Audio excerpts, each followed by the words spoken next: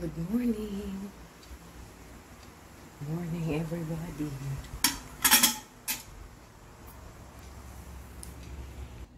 Good morning, guys, again.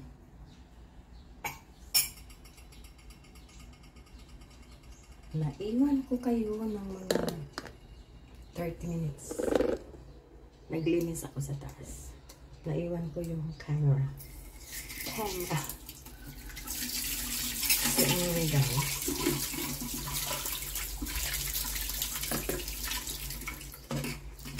hindi na kami ni Daddy nakapag-update sa inyo kasi medyo naging busy tayo sa work dito sa bahay. Tapos tinapos lang muna namin yung mga gusto namin gawin habang na yung mga workers ay may space kasi minsan busy din sila.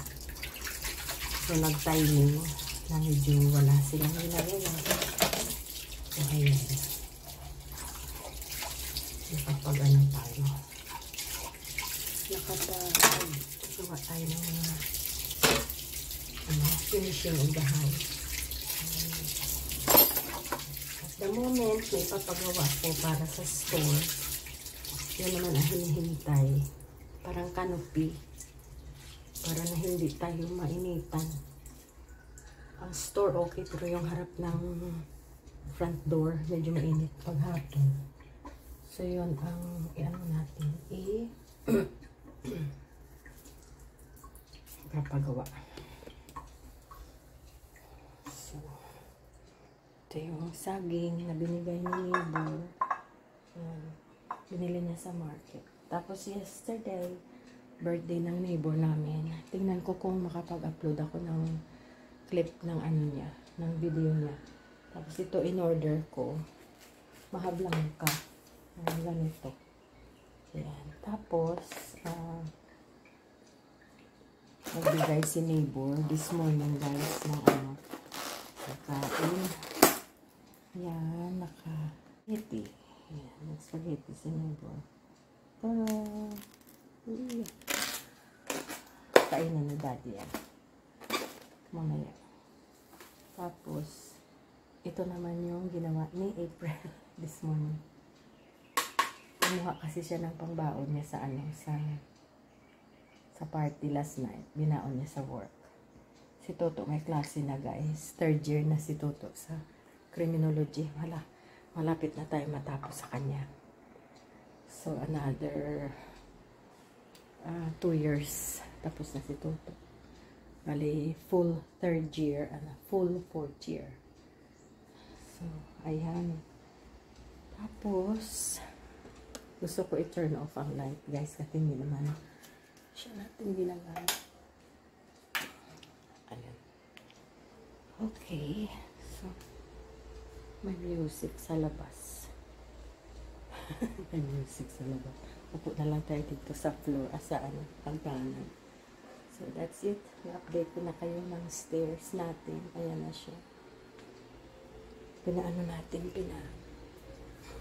Pina-repair yung stairs. So, ayan, guys, yung buhay natin dito sa Pilipinas. Okay naman kami ni Daddy. Nakapag-adjust na kami. Yung, yung first 6 months kasi medyo naging busy kami sa pagpagawa ng bahay. Pero,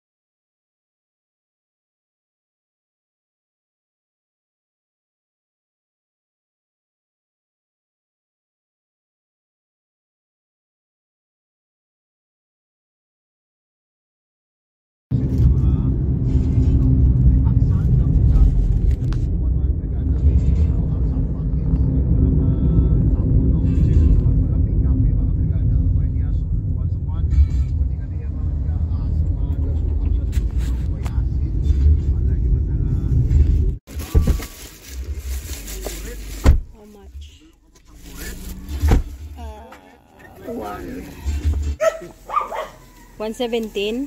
Oh, 150. Thank you.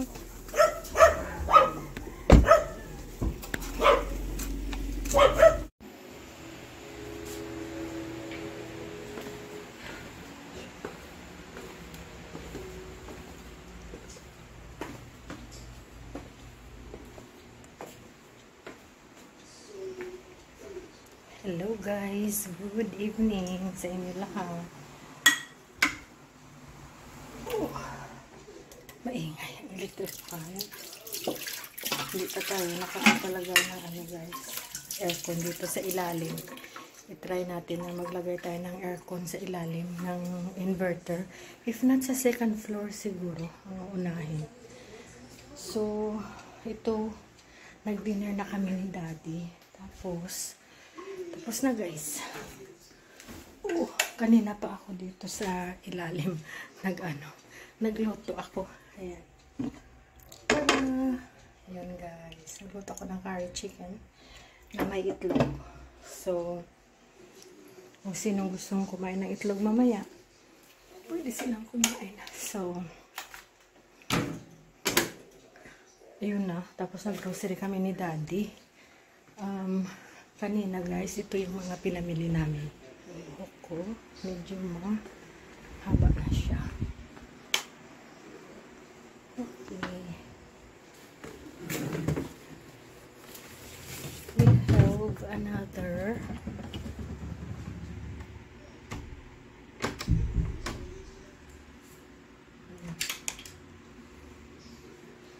Okay guys, so ito yung pinamili namin kanina. Ayan. Tara! Ayan, yung iba na sa store, nalagay na kanina. Pero, ito sila guys. Ayan. May mga curls tayo dito. Ayan.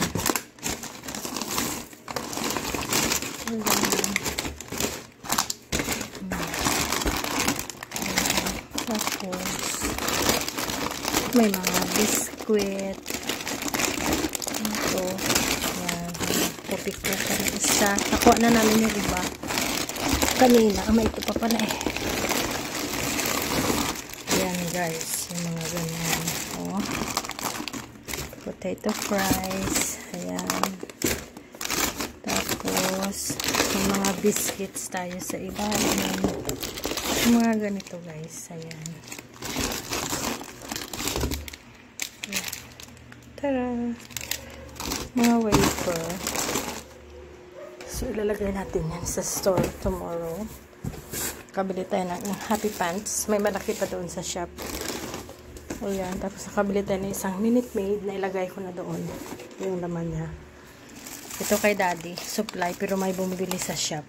So, binalagay ko lang muna. Ito mga sabon ito guys. Ayan. Ayan. Ariel. Ganyan. Ayan. Mga sabon. Ito ba? Yan. Pero yung iba, na ano na guys, na yan o. Surf, linagay ko dito sa plastic bag para hindi siya mangamoy. Tapos may mga toilet paper tayo. Pag hindi yan siya nabili, pwede namin gamitin sa bahay. So, no problem. Pabili tayo ng another magic sarap ng mga noodles.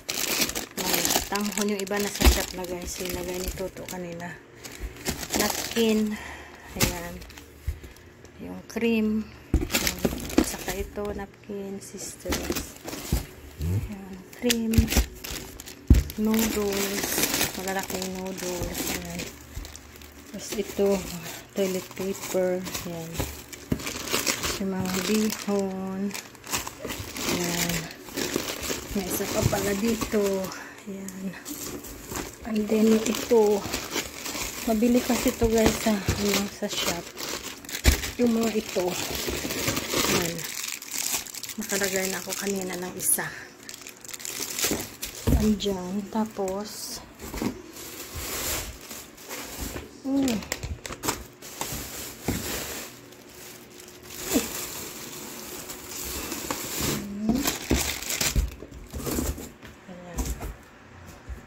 so third day, nakabili kami ng rice. Tapos, itlog na 4 na tray. 3 na lang naiwan. Yung iba nasa shop na, guys. Yan. Hiningal ako. So, yan ang update. Okay, yan ang update sa ano natin. Sa shop. Tapos, ito naman yung update. Naman, dito naman yan sa ano, guys. Sa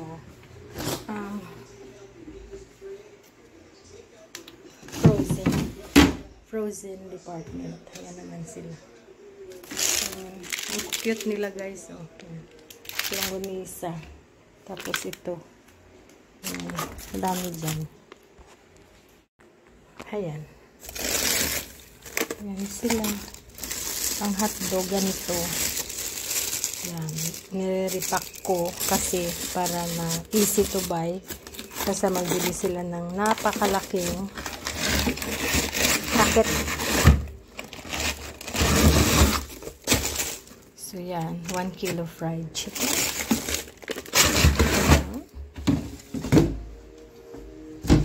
May ice tayo. Fish para sa fish. May butter tayo dito na 3. Saka may mga hotdog pa tayo dyan. Marami. Saka sa ilalim. So, ayan. Nag-grocery kami kanina ni Daddy. Mga 5,000 plus yung nabayaran ko. Plus yung sa ano to? Hey! Ayan. Plus yung sa, ayan o, 5,200. Nang Pinay, ang haba na resibo. Ito guys, 5,000. Tara! Ano to? 5,200 something. Grocery lang yan, sa grocery. Tapos namili pa tayo ng sigarilyo, itlog, bigas, so mga siguro lahat ay 12,000 sa 2 days namin ni Daddy na na pag-grocery. Naglanders kami. Ayan. Mga soft drinks naman yung binibili sa Landers. Saka yung mga sabon, mga ganon, shampoo. Okay yung price nila. Kung makuha lang ako ng nasa special, pag hindi nasa sale, hindi ko binibili. So, ayan. So, okay naman kami guys, dito ni Daddy sa sa Pilipinas. Pag gusto nyo magtanong, okay naman kami dito. Naka-settle naman kami ng a little bit better. Tapos ngayon, parang namumuhay na lang kami ng however we want it. O, diba? So, ang idea niyan guys, ay nagpasalamat ako na nakarating kami dito ni Daddy na hindi pa kami retiring age. Kasi pag retiring age na kami, sa init pa lang guys, bar down na yung katawan mo. So, ngayon, 59 ako this year. Si Daddy mag 53. So, yun. Batang-bata pa kami. Kaunti. Pero pagod na rin yung katawan namin sa trabaho sa Australia. Kaya dito, pasalamat kami na nandito kami. Nakarating medyo maaga pa ba. Yung hindi pa masyadong tired yung sarili namin. Maganda pala dito mag-vlog sa gabi. Pero sa umaga may ilaw doon. So, kailangan ko siya lalagyan ng kurtina. Kasi na gumagana. Kasi kita niyo yung reflection. So, ayan, ito yung pinagawa namin ng stairs kasi yung isa talagang gumaganyan. So, okay na siya, guys. Pero pinalagyan siya ng pizza, pag ganun, extension. Yan, para na maging okay siya. So, ayan. Yun na nga. Nalimutan ko na. So, anyway, very thankful kami na nakarating kami ng early kasi pag retired na kami siguro, hindi naman kami makapension dito. Ang pension namin sa Australia, hindi naman namin madala dito sa Pilipinas kasi hindi kami allowed. Kung military ka, pwede. Pero kung civilian ka lang tulad sa amin, hindi pwede. So, doon talaga kami. Pag nagpension na kami, doon na talaga kami sa Australia. Balik na kami doon sa napakalamig na lugar. Pero, in saying that, okay guys, ma-enjoy ko na yung pagbalik namin kasi nakaranas na rin ako ng buhay dito sa Pilipinas. Yung na na-adjust ko na a little bit, ng mamuhay dito. Medyo may kaunting glitches, pag dito ka mamumuhay, pag sanay ka na sa abroad. Ako 37 years ako doon, tapos umalis ako dito, 20 years old lang ako, so mas mahaba yung stay ko sa Australia kaya dito sa Philippines. Pagdating ko dito, talagang na-desperate lang talaga kami guys, na sumakit na yung mga katawan ko sa Australia, kaya nakauwi kami dito. Pero sa sarili naming pera hanggang ngayon. Pero guys, nagpapasalamat din ako kasi na-afford namin, tapos namuhay din kami dito ng magaan, yung hindi din kami ng problema sa pera, yung pera na tinago namin, at saka para dito sa Pilipinas, yung budget namin okay naman, So, nag-aral lang ako guys sa mga YouTuber na nandito nakatira, tapos binibilang-bilang ko. Tapos, ayun, nagkasya din. So, anyway, ganun. Okay naman yung life namin dito. Nakakatulong pa kami sa maraming tao talaga. So, kaya community service din kami ni Daddy, kahit papaano sarili namin pera. As you know, sa Angel Wings, medyo marami-rami na kami guys na reach within the time na 1 year and a half na kami dito. Medyo marami na kami na reach, which is nice, doon kami naging masaya talaga, Kaya I'm really happy na naging ganyan ba ang outcome. Tapos yung bahay namin, parang naging dream house na rin namin ito, na magkaroon kami ng bahay kahit maliit, kasi ayaw naman namin guys ng super laki na bahay, kasi dalawa lang kami. Tapos syempre mag-alaga ka talaga ng tagalinis, lahat-lahat. Ang hirap guys, kasi minsan yung tagalinis, may ikaw na talaga maglinis in their behalf. Sila nasa telepono na. So yun, kaya I'm so thankful na lang kay Lord na dinala niya kami dito. Nakakatulong kami sa maraming tao. Sana naman yung mga tao na matulungan namin magiging successful, at saka magiging grateful din sila sa tulong sa kanila, kasi para maging successful sila sa buhay. Kasi pag talagang may greatness ka, ang nagpapasalamat ka sa Diyos mainly, so dapat yan ang gawin natin para magiging blessed more pa tayo, i-bless pa tayo ni Lord ng more, o diba? Kaya guys, nagpapasalamat na rin ako na nandito kami ni Dad, early stage of our life. Kasi pag matanda na kami guys, hindi na talaga maganda ang Pilipinas. It's very hard na makulong ka na sa bahay. So, sa Australia naman, we're hoping pa guys na even though na medyo maedad na kami, makapag-drive pa kami. Sana naman na hindi kami magiging burden sa mga bata. Ba? Tapos kasi nagtatrabaho sila. So, we'll work it out, pagdating sa panahon na ganyan. At the moment, nag-i-enjoy kami ng life namin dito kasi kung ano oras kami magigising, walang time. Kung ano oras kami matulog, walang time. Kung saan kami pupunta, walang time. Walang tanong. Saan kami kakain? Anong kakainin namin? Wala. So, once a week, talagang lumalabas kami. Kasi day off ni April. So, sabi ko mag-dinner tayo. So, during the day, kung anong mga gagawin sa bahay, hindi naman, kasi wala kaming bata na maliit. So, malinis naman yung bahay namin. O, nakikita nyo naman yun guys. Ayan. So, madali lang kasi adult na kami lahat. Madaling linisan. So, 3 floors pa to. Mayroon pa kami sa taas. So, okay lang. Kayang-kaya ko naman. With the help naman ni Toto at ni April, tatlo kami pa. Kasi si Toto nag-aaral pa. 3rd year na siya sa criminology. So, malapit na rin siya matapos. Kaya, yun. So, okay naman guys, yung setup namin. Once a week, lumalabas kami kung pwede. Tapos, so far so good. Lumalabas kami, nag-i-enjoy naman. Tapos, yun, ang outlet naming 4. Mag-out kami for dinner every Tuesday. So, tomorrow, day off ni April, mag-dinner naman kami yan sa gabi. So, yun. Kaya, yan guys, ang update ng buhay namin dito. At saka, nakita nyo na rin yung update ng shop natin sa isang video. At saka, ngayon naman, nag-update tayo ng mga stocks na pinamili. So, andyan sila. Ayan. Yun sila. Yun. Yan. So, yun na guys. Yun ang vlog natin for today. So, sana nag-enjoy kayo sa update natin. Update ko lang kayo guys ha. Kasi yun lang naman talaga ang nangyayari sa buhay namin, you know. So, not so much happening. But thank you so much guys for watching. Punta tayo doon kay Daddy sa taas. Mag-say goodnight tayo sa kanya. Uy, very nice and cool. Ang ganda ng ano, aircon niya. Yan si Daddy. Hi Dad. Hi baby. Si happy yan. He's very happy. Tapos ito pala, yung binili namin na para siyang so ayan. Yan ang update guys ng collection natin. Ayun. Tapos dito ako nagtatambay kasi nga may hangin yung bintana. Pero papalagyan ko pa siya guys ng curtain. For the shine man ng araw. I don't know, are the kids home?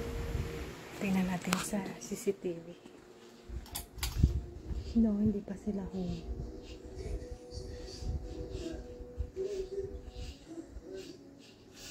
Low ano daddy? Low voltage. What? Low voltage. We're having a low voltage. Low voltage. Because our CCTV is low voltage kami guys. So, yan ang latest din. Napakita ko na sa inyo. Yung inverter na yan guys. Napakaganda. Para ka lang guys sa Australia. But anyway, yan ang update natin ha. So, thank you so much guys for watching. Mag-update na naman ako sa inyo. Okay lang kami ni Dad. Happy naman kami dito sa Philippines. So, salamat naman Lord sa lahat ng blessings na binigay mo. No matter what happened, we are happy. Tingnan nyo guys yung makinig kayo sa ano. Alright, good night na guys. Bye. See you in our next one. Ta-da! Thank you for watching. Bye-bye now.